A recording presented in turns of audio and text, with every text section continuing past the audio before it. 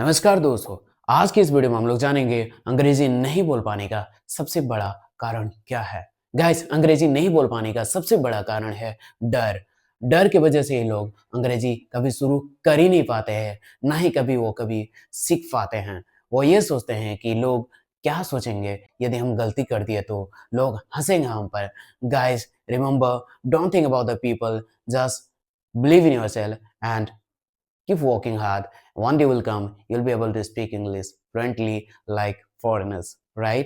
तो आज मैं आपको 5 पॉइंट्स दूंगा।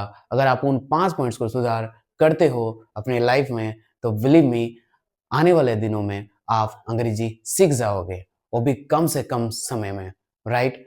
तो बिना किसी देरी के चलिए शुरू करते हैं। इसका सबसे बड़ा कारण है दोस्तों आत्मविश्वास में कमी। लोग आत्मविश्वास खो बैठते हैं जिसकी वजह से वो अंग्रेजी बोल नहीं पाते, ना ही कभी सीख पाते हैं। उनको अंग्रेजी आती है, वो लोग लिख सकते हैं, समझा सकते हैं, फिर भी वो अंग्रेजी में बात नहीं कर पाते हैं। इसका सबसे बड़ा कारण है आत्मविश्वास में कमी।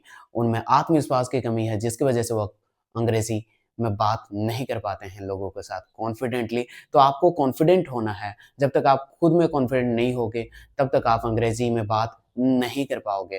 तो confident matters a lot to communicate with people, right? तो ये बहुत ज़्यादा मैटर करता है। आपको कॉन्फिडेंस फुल होना है। आपको ये सोचना है कि हम सामने वाले व्यक्ति से ज़्यादा जानते हैं, तो ही आप अंग्रेजी में बात कॉन्फिडेंटली कर पाओगे। अगर आप खुद को ही उसमें कमज़ोर समझोगे, तो आप कभी भी इस अंग्रेजी में बात नहीं कर पाओगे, राइट? अगला सबसे बड़ा कारण है प्रैक्टिस ना करना। लोग प्रैक्टिस नहीं करते, जिसकी वजह से उनकी प्रोनाउंसिएशन गड़बड़ होती है, राइट?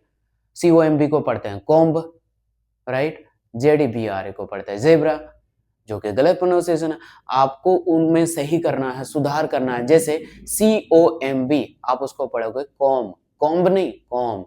JEBRA आप उसको पढ़ोगे ज़ेब्रा, राइट? ज़ेब्रा नहीं ज़ेब्रा, राइट? आप इस तरीके से आप क्या करोगे, अपनी प्रोनाउंसिएशन सुधार करोगे, राइट? अगर आप ऐसा करते हो तो आपके बहुत सारे वर्ड्स की प्रोनाउंसिएशन एक्यूरेट हो जाएगी, एक्यूरेसी आ जाएगी उसमें, राइट?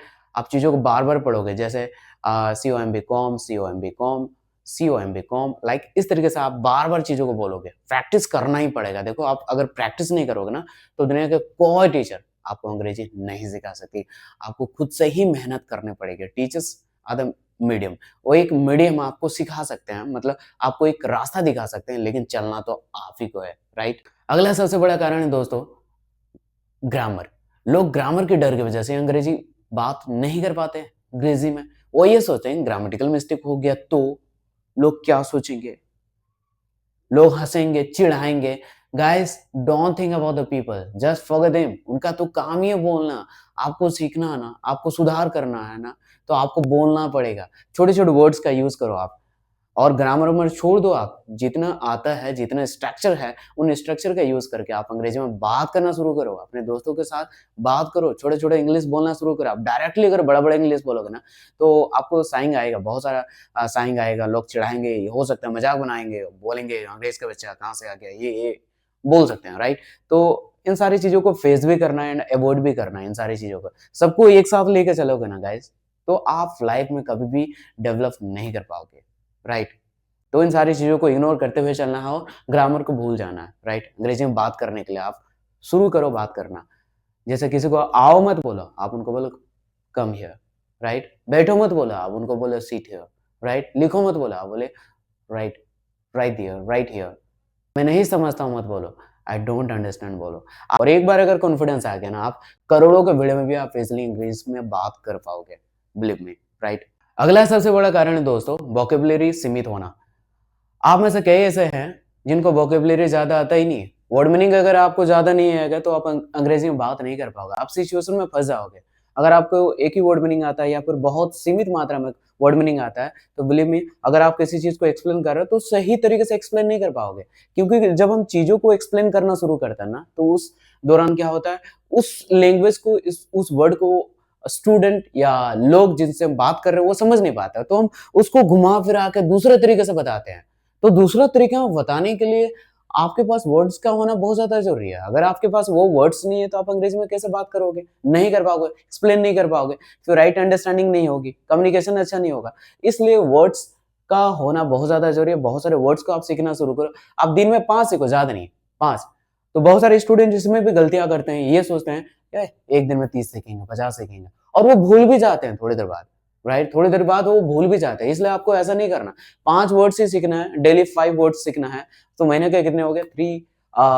30 इंटू 5 हो गए 150 वर्ड्स। 150 वर्ड्स काफ़ी है हमारे लिए, राइट? अगर लाख सीख कर लाख भूलने से बेहतर है कि आप 5 सीखो और 5 याद रखो, राइट?